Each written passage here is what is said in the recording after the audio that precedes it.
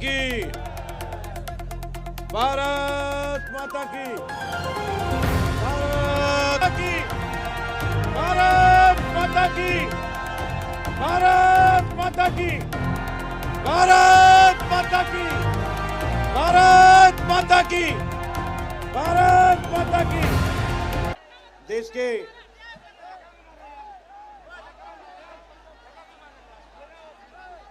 आदरणीय प्रधानमंत्री श्री नरेंद्र मोदी जी से निवेदन करूंगा, आज 11 फरवरी है, पंडित दीनदयाल उपाध्याय के चित्र पर पुष्पांजलि करें।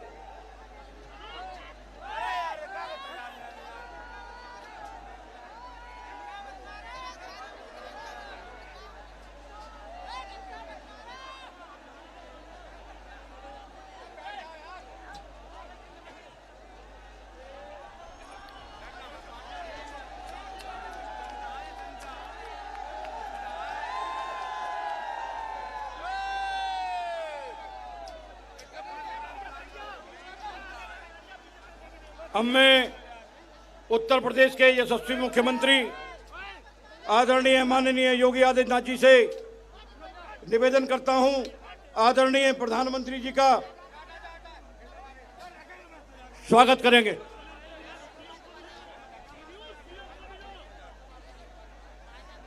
ये गंगा जल देकर आदरणीय प्रधानमंत्री जी का स्वागत करेंगे।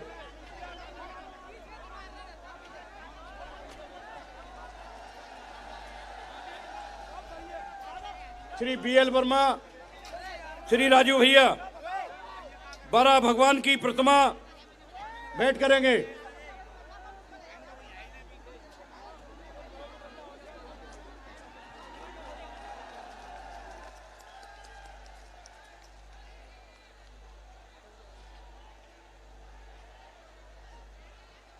अब मैं उत्तर प्रदेश के यशस्वी मुख्यमंत्री जी से निवेदन करूंगा कि आदरणीय प्रधानमंत्री जी का अपने वचनों से स्वागत करें, ऐसा मेरा निवेदन है।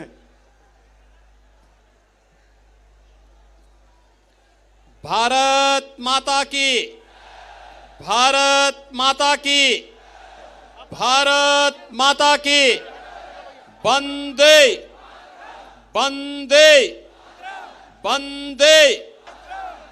आदरणीय प्रधानमंत्री जी, मंच पर उपस्थित भारतीय जनता पार्टी के क्षेत्रीय अध्यक्ष श्री रजनीकांत माहेश्वरी जी,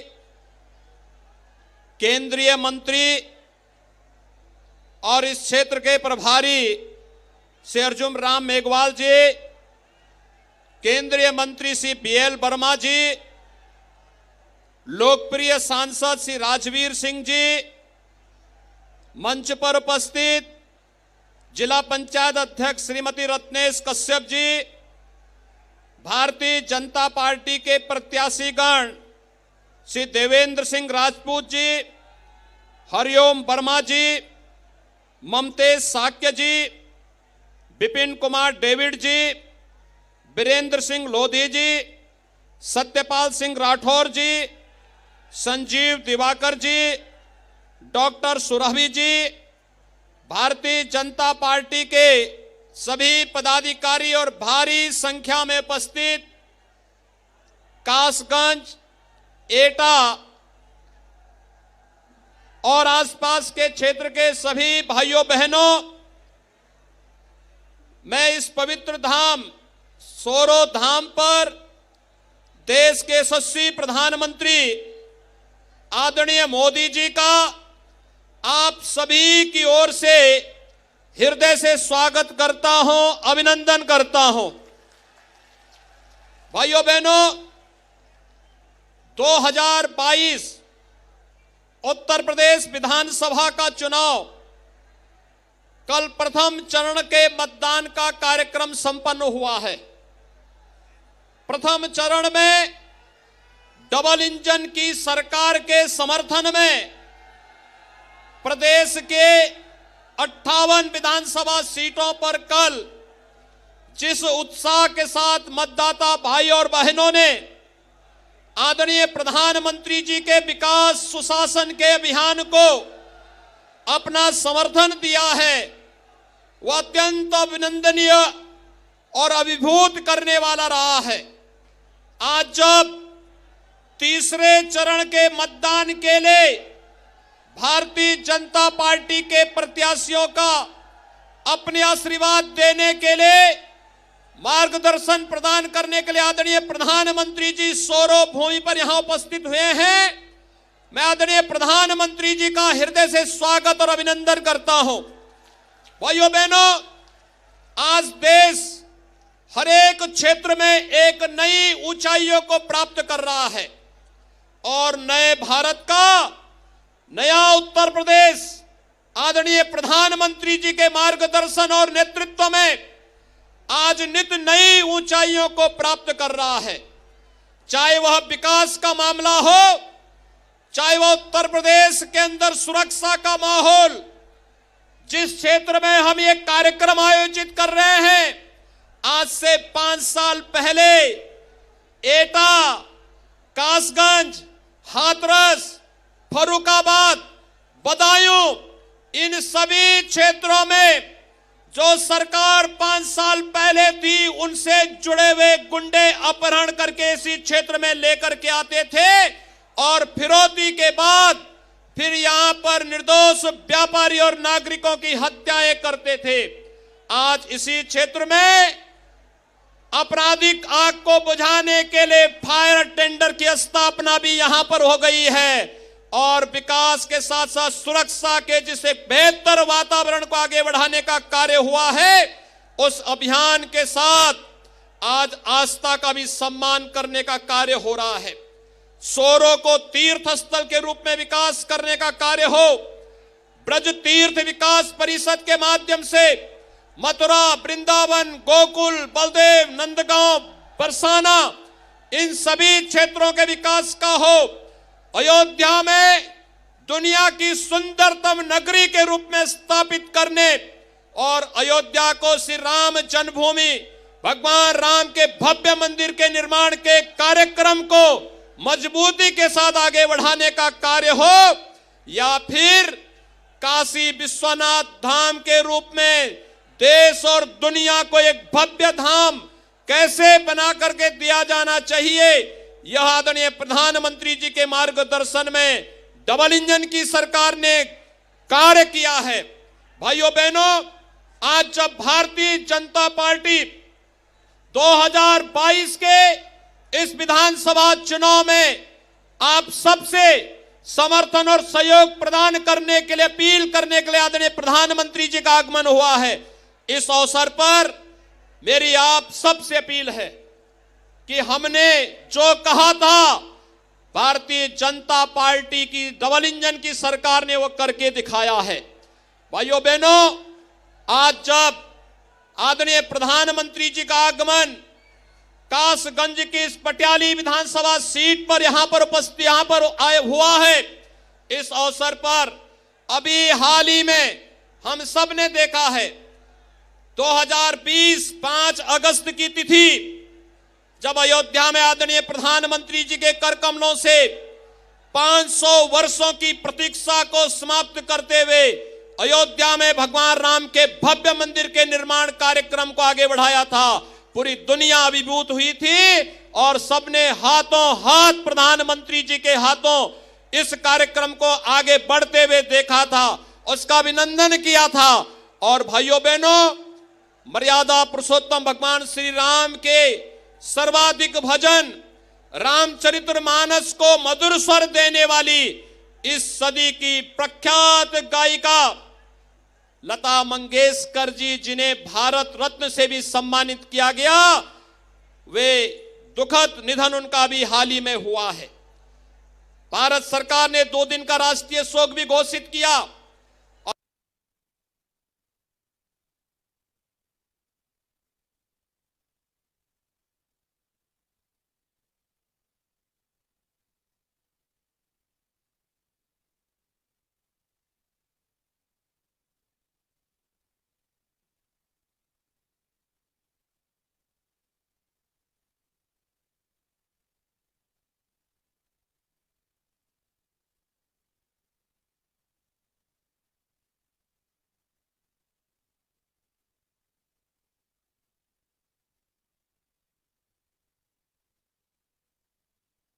प्रदेश के अंदर लोक नृत्य, संगीत और रंगमंच के लिए उसे और लोकप्रिय बनाने के लिए अपने नवोदित खिलाड़ियों के प्रशिक्षण और प्रोत्साहन के लिए लता मंगेशकर परफॉर्मिंग आर्ट्स अकादमी की स्थापना उत्तर प्रदेश के अंदर करेंगे और प्रदेश के अंदर निर्माणाधीन फिल्म सिटी में भी इस कार्यक्रम को आगे बढ़ाने का कार्य करेंगे।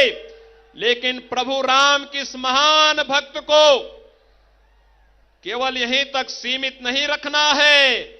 अयोध्या में भी श्री राम जन्मभूमि के ओर जाने वाले एक प्रमुख चौराहे का नामकरण भी लता मंगेशकर, भारत रत्न लता मंगेशकर जी के नाम पर होना चाहिए।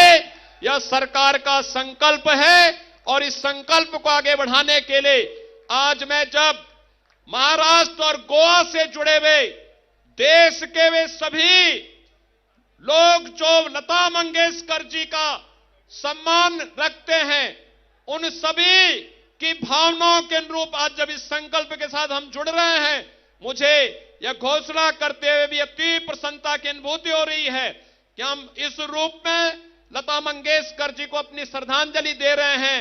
आज के इस अवसर पर एक बार फिर से देश के अंदर सुरक्षा, देश के अंदर विकास और देश के अंदर सुशासन का बेहतर माहौल देने वाले आदरणीय प्रधानमंत्री जी का मैं एक बार फिर से कासगंज की इस धरती पर हृदय से स्वागत और अभिनंदन करते हुए अपनी वाणी को देता हूं विराम। जय जय श्री राम। और भाइयों बहनों, मैं इसके साथ ही आदरणीय प्रधानमंत्री जी को सादर आमंत्रित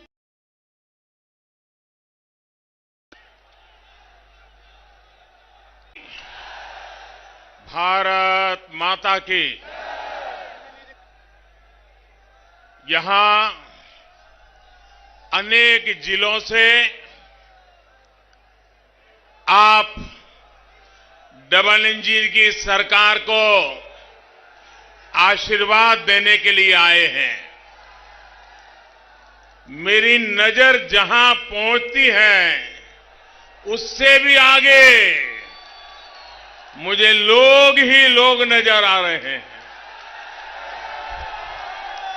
मैं सबसे पहले तो आपकी क्षमा चाहता हूं कि मुझे में आने में विलंब हो गया। आज उत्तराखंड में मेरा सुबह कार्यक्रम था और इतनी बड़ी जबरदस्त भीड़ थी, इतना बड़ा उत्साह का वातावरण था, तो मैं बोलता ही गया, मुझे समय का ध्यान ही नहीं रहा और उसके कारण मैं लेट हो गया। तो मैं आप सबकी क्षमा चाहता हूं, लेकिन इसके बावजूद भी आप जिस प्यार के साथ आशीर्वाद देने के लिए आए हैं, ये मेरे लिए बहुत बड़ा सौभाग्य है।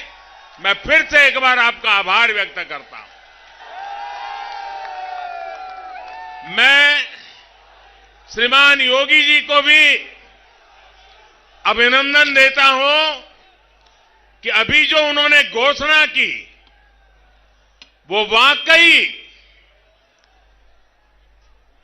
आप कल्पना कर सकते हैं भारत की एकता क्या है। लता मंगेशकर जी गोवा की बेटी,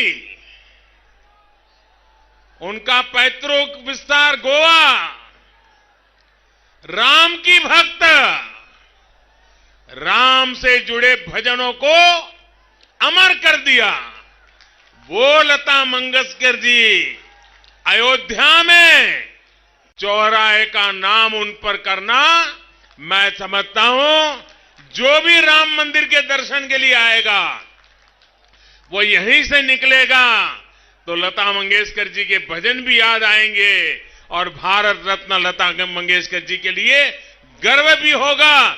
और दूसरा, योगी जी का जो फिल्म सिटी बनाने का सपना है, युवाओं को फिल्म जगत में अवसर मिले, इसके लिए लता मंगेशकर एकेडमी बना करके परफॉर्मेंस के लिए, गीत संगीत के लिए नई पीढ़ी को तैयार करने का काम जो किया है, योगी जी आपको, आपकी सरकार को और उत्तर प्रदेश भारतीय जनता पार्टी को मैं बहुत बहुत बधाई देता हूं आपके इस निर्णय के लिए। एटा, फर्रुखाबाद, हाथरस, फिरोजाबाद और बरेली के अनेक स्थानों से भी तकनीक के माध्यम से वर्चुअली जुड़े हमारे सभी भाइयों बहनों को भी आज मैं यहां से प्रणाम करता हूं, नमस्कार करता हूं। यहां मेरी नौजवानों से विनती है, मैं आपकी तरफ देख करके बोलूंगा, आप चिंता मत कीजिए, लेकिन आगे आने की कोशिश मत कीजिए, जगह ही नहीं है, बिना कारण किसी को नुकसान हो जाएगा भैया।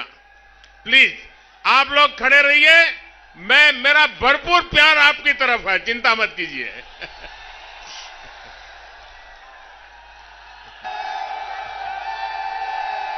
बहुत बहुत इतना प्यार, इतने आशीर्वाद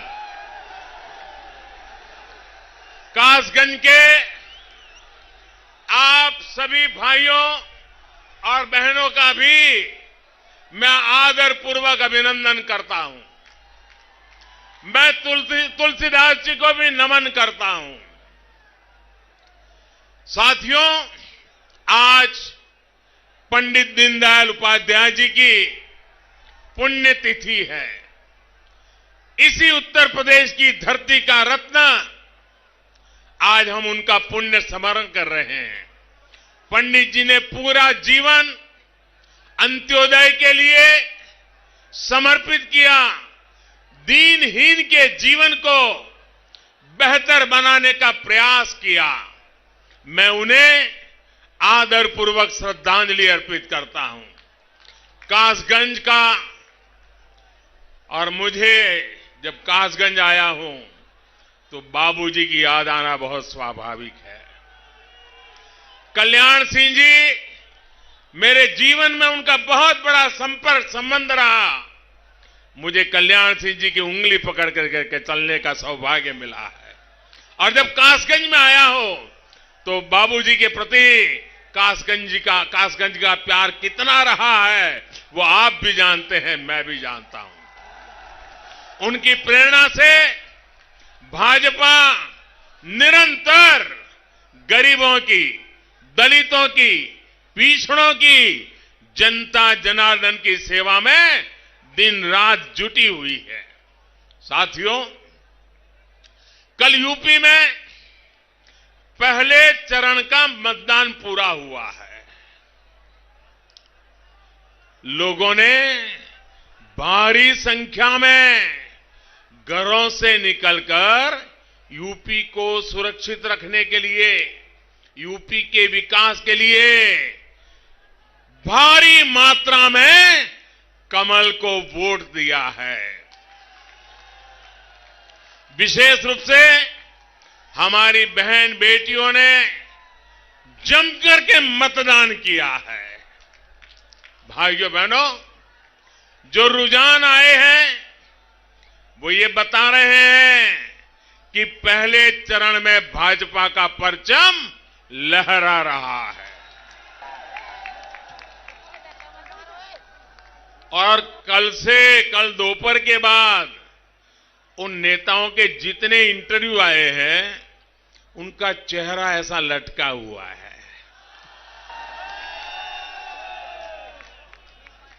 अब वो खुलकर के परिवार की बात करने लग गए।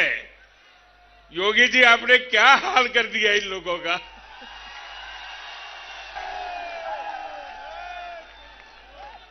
और आप देखिए, जो बात आप देखिए, ये बात जो गौर परिवारवादी लोग हैं उनको भी पता चल गई है कि नैया डूब चुकी है। इसलिए उन्होंने अभी से ही ईवीएम पर, चुनाव आयोग पर सवाल उठाना शुरू कर दिया है। आपको मालूम है ना, जैसे क्रिकेट में क्या होता है, वो बॉलर बॉल फेंकता है, जब विकेट मिलती नहीं है तो बॉल वहां पहुंचने से पहले ही चिल्लाता है एम्पायर के सामने देख के, आउट आउट आउट। और फिर नहीं होता है तो एम्पायर पे गुस्सा करता है, एम्पायर के सामने पैर पछाड़ता है। देखा है ना आपने? इस चुनाव के पहले चरण के बाद ये लोग उसी प्रकार का भाषा वातावरण, अब ईवीएम को दोष दो। अरे जनता जनार्दन आपको स्वीकार करने के लिए तैयार नहीं है। अब उत्तर प्रदेश को गुंडा राज नहीं चाहिए। लेकिन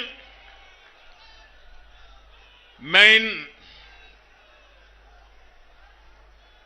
परिवारवादियों से कहना चाहता हूं कि भाई आपका डूबना तय है। अगर ईवीएम को ही गालियां देनी है तो 10 मार्च के बाद बहुत दिन है, देते रहना। साथियों, मोदी और योगी जी को जो आशीर्वाद और प्यार आप दे रहे हैं, उसने परिवारवादियों की नींद उड़ा दी है। कितनी कोशिश की इन लोगों ने आपको बांटने की, जाति के नाम पर अलग अलग करने की, लेकिन ये लोग पूरी तरह फेल हो गए। आपने एकता के दर्शन करा दिए, आपने नौजवानों के उज्जवल भविष्य की चिंता की। भाइयों बहनों, ये परिवारवादी महलों में जिंदगी गुजारने वालों को जमीनी सच्चाई का पता ही नहीं है। यूपी के लोगों के हित, यूपी के लोगों के लिए हम जानते हैं देश का हित सर्वोपरि है, यूपी का हित सर्वोपरि है, यूपी का विकास सर्वोपरि है। इसलिए वो कमल के निशान पर वोट कर रहे हैं, भारतीय जनता पार्टी को इतना भारी समर्थन दे रहे हैं। भाइयों और बहनों, आपने 5 साल तक डबल इंजन की सरकार का काम देखा है, आपने हमें परखा है। गरीब का विकास हो, गरीब को मूलभूत सुविधाएं मिले, इसे हमने सर्वोच्च प्राथमिकता दी है। लेकिन इन परिवारवादियों ने अपना घर, अपनी तिजोरी तो भरी, लेकिन कभी गरीब की चिंता नहीं की। गरीब का जीवन आसान बने, ये लोग न पहले चाहते थे और न आज चाहते हैं। ये अफवाह फैलाने वाली प्रवृत्ति वाले परिवारवादी पूरी कोशिश कर रहे थे कि कोरोना का मुफ्त टीका गरीब परिवार को न लगे, लेकिन गरीबों की सरकार ने गरीबों की जिंदगी को सुधारने के लिए, उनके जीवन में विश्वास पैदा करने के लिए पल पल गरीबों की चिंता करने वाली इस डबल इंजन की सरकार ने उनके इस इरादों को सफल नहीं होने दिया। ये लोग गरीबों के अस्पतालों के नाम पर, स्वास्थ्य सेवा के नाम पर घोटाले करते थे। ये लंबा इतिहास आप जानते हैं। लेकिन योगी जी की सरकार ने अस्पताल और मेडिकल कॉलेज का जाल बिछा दिया है। मेरा सौभाग्य था, एक साथ 9 मेडिकल कॉलेज का उद्घाटन करने का मुझे मौका मिला था। यह हिंदुस्तान में कभी नहीं हुआ है जो योगी जी की सरकार में हो रहा है। इनको यह भी लगता था कि 100 साल का इतना बड़ा संकट आया है, वैश्विक महामारी कोरोना आई है, यूपी में भुखमरी फैलेगी, उस पर ही अपनी राजनीतिक रोटियां सेकेंगे। लेकिन इन लोगों को एहसास ही नहीं था कि मोदी योगी ने इनके राशन माफिया, मालूम है ना राशन माफिया, ये राशन माफिया को किनारे लगा दिया है। महामारी के इस समय में हमारी सरकार हर गरीब को पिछले कई महीनों से मुफ्त राशन दे रही है और हमारा संकल्प रहा कि ऐसी बड़ी वैश्विक 100 साल की भयंकर बीमारी आई है, जीवन बचाना बड़े बड़े समृद्ध देशों के लिए मुश्किल हो गया था। हमने जीवन भी बचाने के लिए जी जान से मेहनत की और हमने कोशिश की कि गरीब के घर का चूल्हा जलता रहना चाहिए। आज गरीब माताएं बहनें मोदी को आशीर्वाद दे रहे हैं, योगी को आशीर्वाद दे रहे हैं, क्योंकि उनको पता है कि उनके घर में कभी बच्चों को भूखा सोना नहीं पड़ा है, घर का चूल्हा कभी बंद नहीं हुआ है। भाइयों बहनों, अब दिल्ली से गरीब, दलित, पिछड़ों के लिए निकला राशन का हर दाना उसके जो हकदार है उनके पास जाता है। राशन माफिया नहीं है, इसलिए रास्ता गरीब के घर पहुंच जाता है। डबल इंजन की सरकार ने एक देश एक ration card, one nation one ration card की भी व्यवस्था की है और उसके कारण यूपी का जो भी परिवार अगर दूसरे राज्य में गया है उसको अब वहां भी यहां के राशन कार्ड से उसको वहां भी राशन मिलेगा। उत्तर प्रदेश का व्यक्ति कहीं बाहर रोजी रोटी के लिए गया है तो उसकी रोजी रोटी की चिंता मोदी करता है। भाइयों बहनों, साथियों, ये आपके एक वोट की ताकत है जो गरीब का भला करती है। लेकिन मैं यूपी के लोगों को सावधान भी करना चाहता हूं। ये परिवारवादी लोग इस समय इतने बौखलाए हुए हैं कि ठान कर बैठे हैं कि गरीब के लिए चल रही सारी योजनाओं को सबसे पहले ताले लगा देंगे, इसको बंद कर देंगे, क्योंकि उनको लगेगा कि अगर ये योजनाएं चालू रही तो योगी और मोदी के ही गीत लोग गाते रहेंगे और इसलिए पहला काम उसको ताला लगाने का करेंगे। इसलिए भाइयों बहनों, क्या आप चाहते हैं कि लोक कल्याण की योजनाएं चालू रहें? आप चाहते हैं योजनाएं चालू रहें? आप चाहते हैं गरीब को घर मिलना चाहिए? आप चाहते हैं गरीब का चूल्हा जलते रहना चाहिए? आप चाहते हैं गरीब के बच्चों को पढ़ने के लिए सुविधा मिलनी चाहिए? आप चाहते हैं गरीब को बीमारी में दवाई के लिए व्यवस्था मिलनी चाहिए? इनके लिए ये काम ही नहीं है और इसलिए ऐसे लोगों को कभी मौका मत देना। साथियों, इस क्षेत्र के जिन गांवों को इन लोगों ने बेसहारा छोड़ दिया था उनको डबल इंजन की सरकार ने अच्छी सड़कें दी हैं, नदी पर अच्छे पुल दिए हैं। एटा में 11,000 करोड़ रुपए का बिजली प्रोजेक्ट लगा है। गन्ना, आलू, अमरूद, आम, केला जैसी अनेक फसलें उगाने वाला छोटे किसान फूड प्रोसेसिंग क्षेत्र में हमारे ईमानदार प्रयासों में एक नई आशा का अनुभव कर रहा है, नया विश्वास पैदा हो रहा है। हजारों करोड़ रुपए का बजट कोल्ड स्टोरेज और गोदाम बनाने के लिए तय किया गया है। किसान उत्पादक संघों यानी एफपीओज में छोटे किसानों को संगठित कर उनको एक्सपोर्ट के लिए फूड प्रोसेसिंग के उद्योग लगाने के लिए मदद दी जा रही है।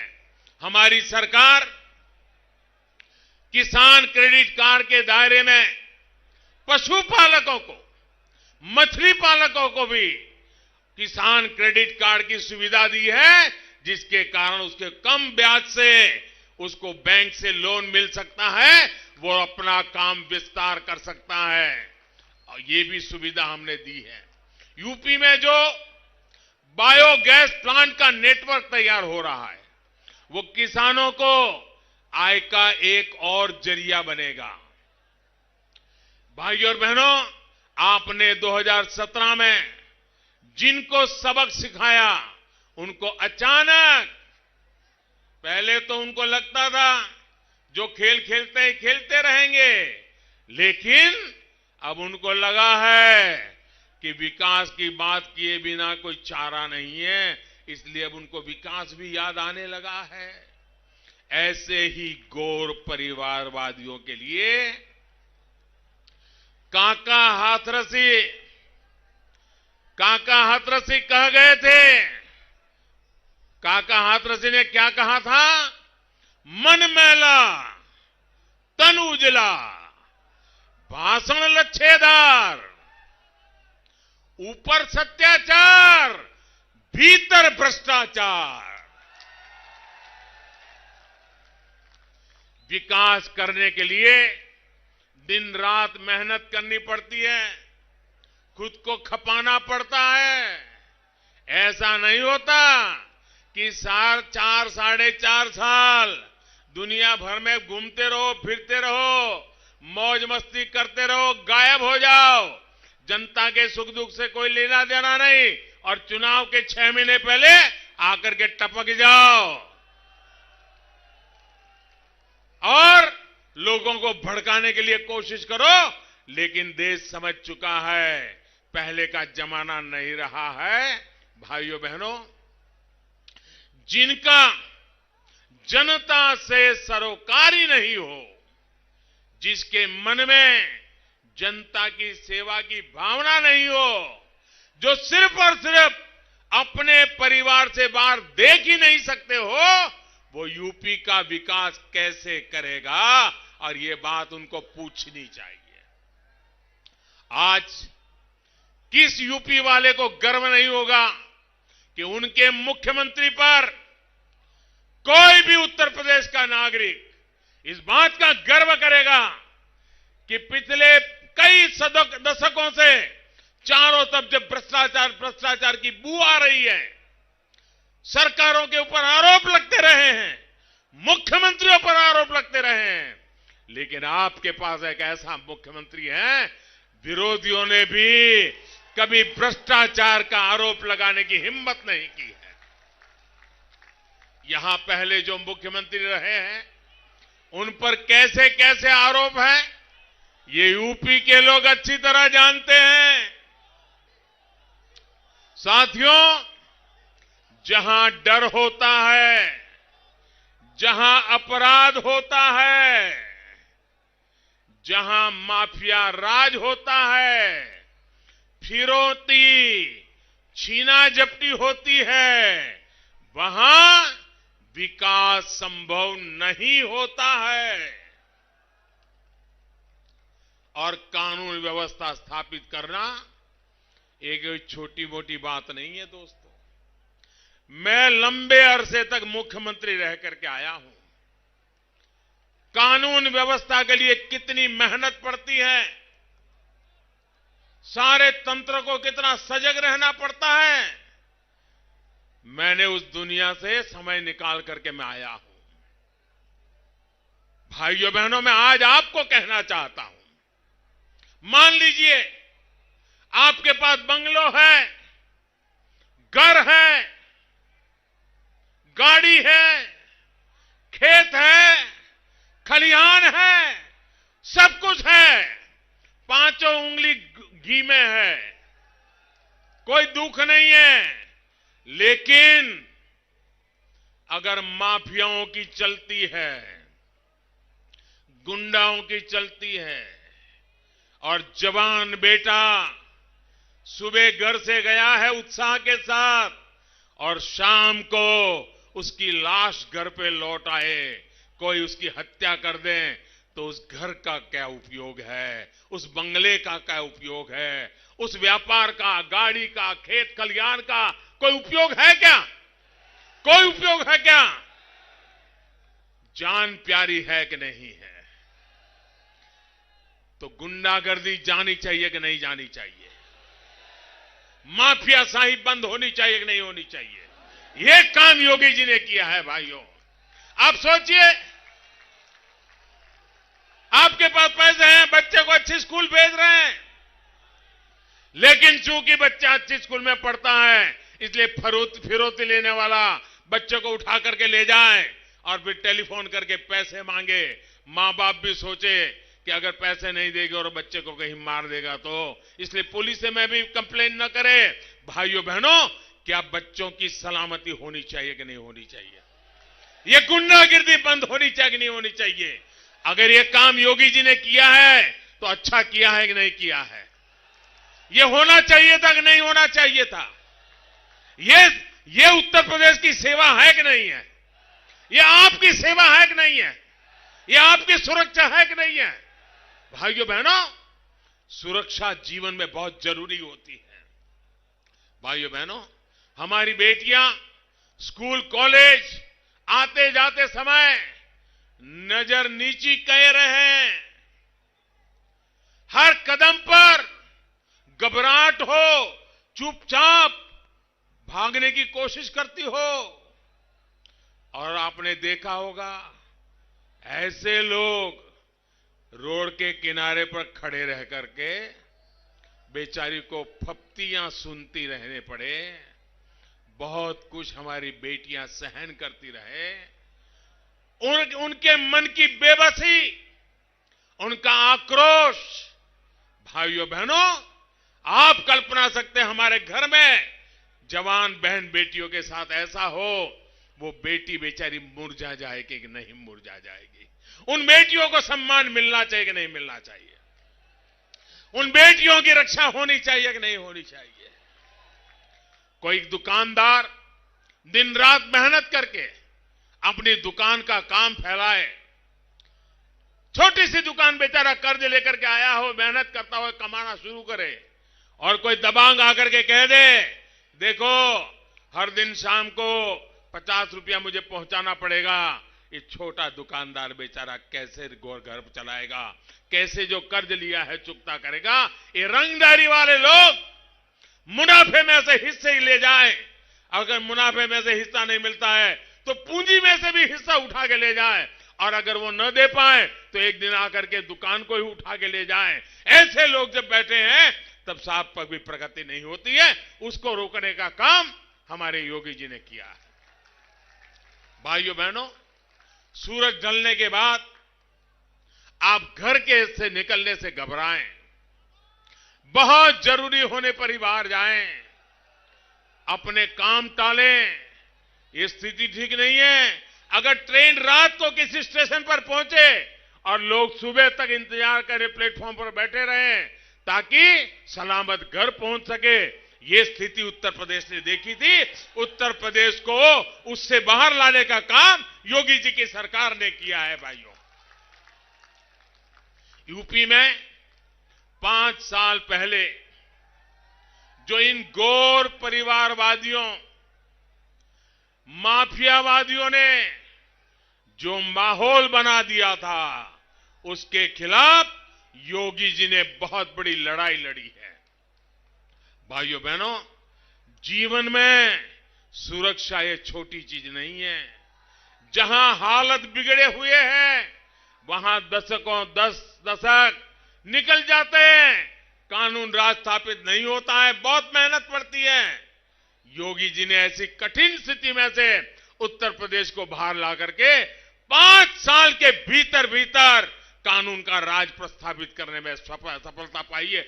बहुत बड़ा बदलाव लाए हैं और आगे भी इसको और पक्का करेंगे, ये मुझे पूरा विश्वास है। भाइयों, योगी जी ने यूपी में सुरक्षा का जो माहौल दिया है, उसने समृद्धि का नया द्वार खोल दिया है।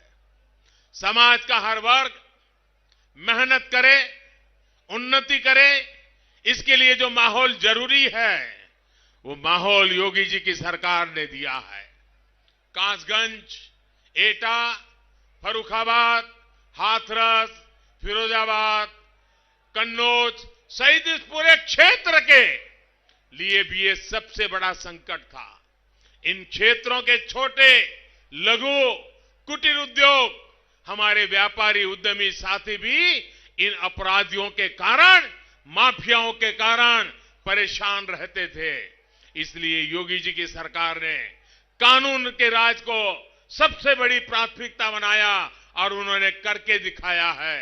गुंडे माफिया को उन्होंने खोज खोज करके जेल भेजा, उन पर कार्रवाई की। कभी कभी लोग पूछते हैं कि योगी जी जुल्म कर रहे हैं, योगी जी जुल्म कर रहे हैं। आप मुझे बताइए भैया, क्या ये माफियाओं को जेल में भेजना चाहिए कि महल में भेजना चाहिए? ये गुंडों को जेल भेजना चाहिए कि महल में भेजना चाहिए? योगी जी ने सही किया कि नहीं किया? सही किया कि नहीं किया? यही करना चाहिए ना, तभी तो सज्जन व्यक्ति जिंदगी जी सकता है भाई।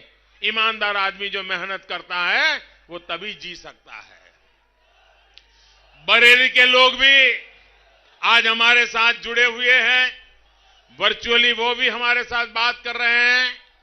बरेली को तो कैसे बार बार दंगों की आग में झोंका गया, ये भी हमने देखा है भाइयों। पहले ये हालत थी कि लोग अपने पर्व त्योहार तक शांति से नहीं मना सकते थे। दबंग, दंगा और माफिया राज को अब हमें यूपी से हमेशा के लिए बाहर कर देना है। पूरी तरह आप लोग इस बात का भी ध्यान रखिए कि इस बार भी इन गौर परिवारवादियों ने ऐसे अपराधी चुनाव के मैदान में उतारे हैं जो आप लोगों से खार खाए बैठे हैं। ऐसे लोगों को वो नेता बना रहे हैं, माफियाओं को, गुंडागिर्दी करने वालों को, ऐसे लोगों को वो नेता बनाने के लिए निकले हैं। इन अपराधियों और गुंडों को हराने के लिए आपको एकजुट होकर भाजपा उम्मीदवारों के पक्ष में मतदान करो, ये मैं प्रार्थना करने आया हूं भाइयों बहन।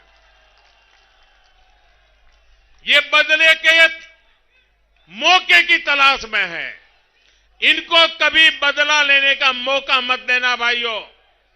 मैं इस क्षेत्र के नौजवानों से जो पहली बार वोट डालने जा रहे हैं, युवाओं से खास तौर पर कहूंगा कि यूपी के बेहतर भविष्य से आपका भी भविष्य जुड़ा हुआ है, बहुत महत्वपूर्ण है भाइयों। आपके पहले लोगों को गांव घर छोड़ के जाना पड़ा, शहरों में जाकर झुग्गी झोपड़ी में जीना पड़ा। अब मैं उत्तर प्रदेश से किसी को जाना पड़े ये स्थिति नहीं चाहता हूं। उत्तर प्रदेश ऐसा बनाना है, देश भर के लोगों को उत्तर प्रदेश आने का मन कर जाए, ऐसा उत्तर प्रदेश बना रहा है।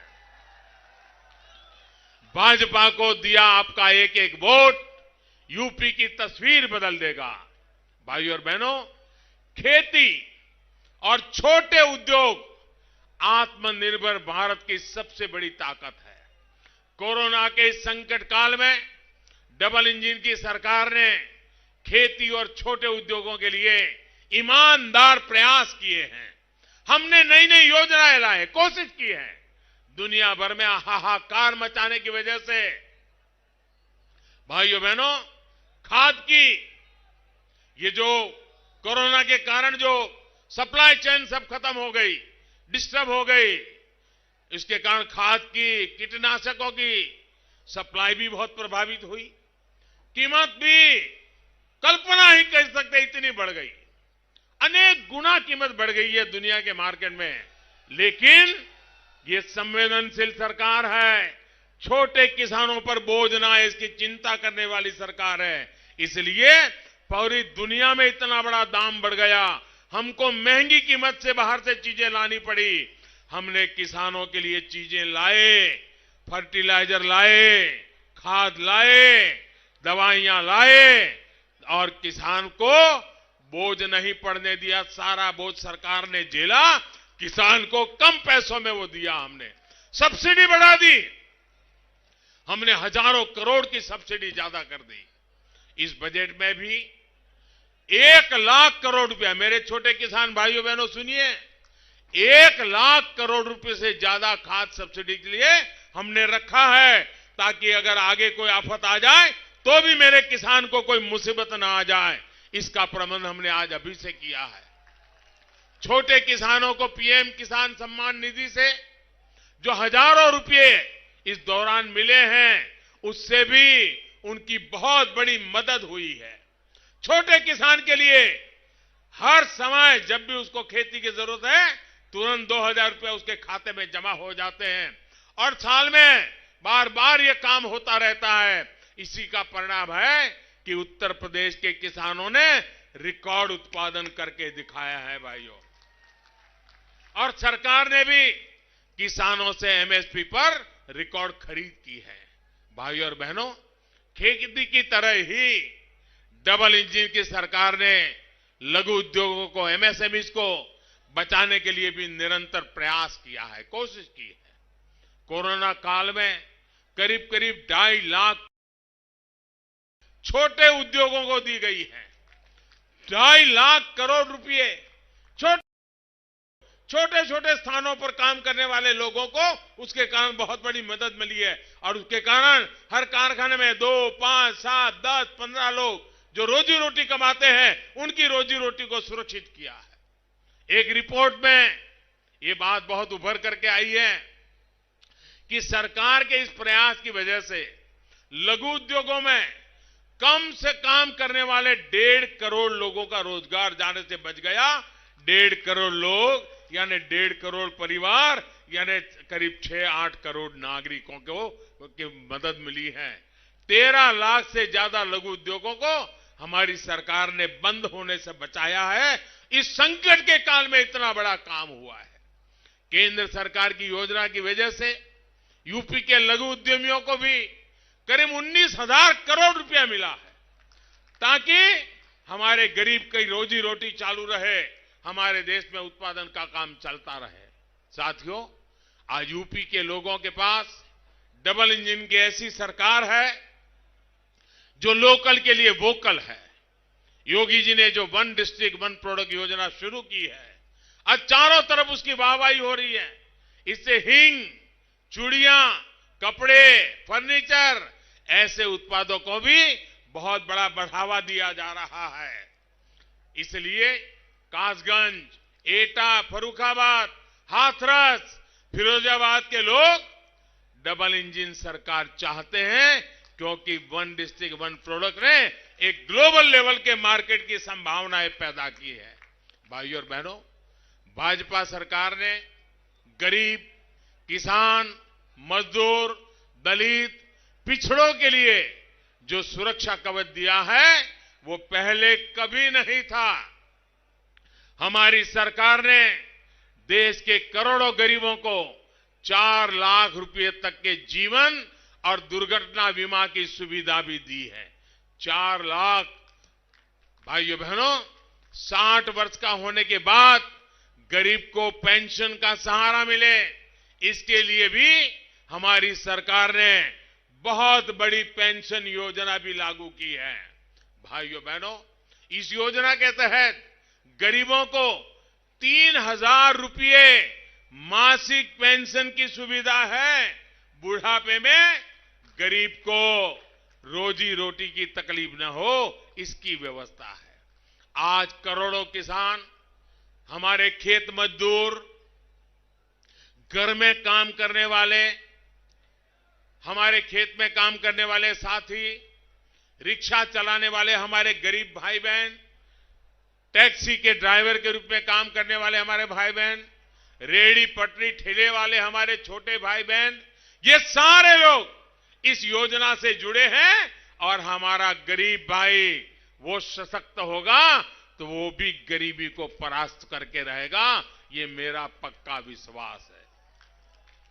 पहली बार देश के असंगठित क्षेत्र को, करोड़ों श्रमिकों को हमने श्रम कार्ड दिया है। पहली बार देश में रेहड़ी पटरी ठेले वाले साथियों को भी बैंकिंग सिस्टम से जोड़ा गया है। स्वनिधि योजना के माध्यम से उन्हें मदद दी जा रही है। इसका बहुत बड़ा लाभ कोरोना के इस समय में यूपी के गरीबों, दलितों, पिछड़ों को भी मिला है। भाइयों बहनों, गरीबों की सरकार जब होती है तो वो इसी प्रकार सबका साथ, सबका विकास, सबका विश्वास, सबका प्रयास, इसी मंत्र को काम करते हुए इसी रास्ते पर काम करती है। लेकिन जब गैर परिवारवादी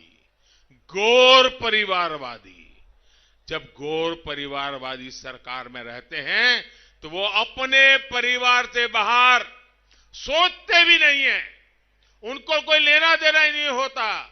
जब गैर परिवारवादी सत्ता में थे तो सड़क वही बनती थी जहां एक परिवार के लोगों का हित होता था, बिजली वहीं आती थी जहां एक परिवार के लोगों का चुनावी हित सधता था, नौकरियां उनको ही मिलती थी जो गैर परिवारवादियों के गुणगान करते थे।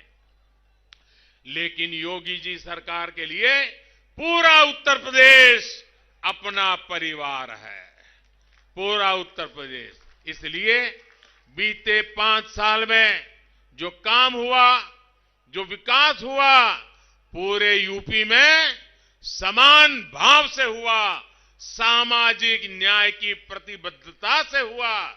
भाइयों और बहनों, गैर परिवारवादी देश के संविधान के लिए, देश के लोकतंत्र के लिए सबसे बड़ा खतरा है, सबसे बड़ा संकट है। देश को संविधान देने वाले बाबा साहब आंबेडकर जी भी अगर वो चाहते, उनका तो कद भी बहुत ऊंचा था, नाम भी बड़ा था और समाज में उनके प्रति भक्ति भाव भी अद्भुत था, वे अगर चाहते तो वे भी अपने परिवार की एक पार्टी बना सकते थे और अपना राजनीतिक खेल खेल सकते थे। लेकिन बाबा साहब आंबेडकर ने अपने परिवार का नहीं, हमारे देश के कोटि कोटि दलित, पीड़ित, शोषित, वंचितों को ही अपना परिवार माना और उनके लिए पूरा जीवन समर्पित कर दिया। वो जानते थे कि जब कोई पार्टी किसी परिवार के हाथों बंधक बन जाती है तो सबसे ज्यादा नुकसान युवाओं का होता है, देश के टैलेंट का होता है। यूपी के लोगों ने तो देखा है कि कैसे पार्टी पर, उसके साधनों संसाधनों पर कब्जा करने के लिए क्या क्या किया गया। परिवारवादी कभी नहीं चाहते कि ज्यादा प्रतिभाशाली लोग खड़े हो और उन्हीं के लिए चुनौती बन जाए। और इसलिए भाइयों बहनों, इस चुनाव में आपको तय करना है कि परिवारवादी चाहिए कि प्रतिभाशील चाहिए। हमें परिवारवादी नहीं, हमें प्रतिभाशील लोगों को आना है और हमारे देश में हर घर में प्रतिभाशाली लोगों की कमी नहीं है। जब ये लोग अपनी पार्टी में युवाओं को आगे नहीं आने देते तो फिर अन्य क्षेत्रों में युवाओं को कैसे आगे बढ़ा पाएंगे। इसलिए मैं कहता हूं, परिवारवादी लोग हमारे युवाओं के उज्जवल भविष्य के सबसे बड़े दुश्मन है। गैर परिवारवाद की जो ये मानसिकता आजादी के बाद देश और उत्तर प्रदेश में पनपी, उसने यूपी के युवाओं की ताकत को रोक दिया, बढ़ने नहीं दिया, अरे बर्बाद कर दिया। इसलिए यूपी का विकास सीमित रहा, विकास धीमा रहा। भाजपा सरकार युवाओं की इसी ताकत को आज देश की ताकत बना रहा है। साथियों, विकास का ये सिलसिला है, विकास के इस सिलसिले को हमें मजबूत बनाना है, मजबूत करना है। यूपी को दंगों और दबंगों से हमें दूर रखना है। दंगे भी नहीं चाहिए, दबंग भी नहीं चाहिए। इसके लिए कमल के फूल पर भारी संख्या में मतदान करना भी आपको तो करना है, मतदान करवाना भी है। हर बूथ को बूथ की जिम्मेदारी लेनी है। और इसलिए भाइयों बहनों, आप भारी संख्या में मतदान करवाएंगे। और मैं आज जो प्रथम चरण में अद्भुत भाजपा को समर्थन दिया है, उन सभी मतदाताओं का भी अभिनंदन करते हुए आपको यही कहूंगा, पहले मतदान फिर जलपान। ये उत्साह बना रहे, इसी विश्वास के साथ मेरे साथ दोनों हाथ ऊपर करके पूरी ताकत से बोलिए, भारत माता की, भारत माता की, भारत माता की। बहुत बहुत धन्यवाद।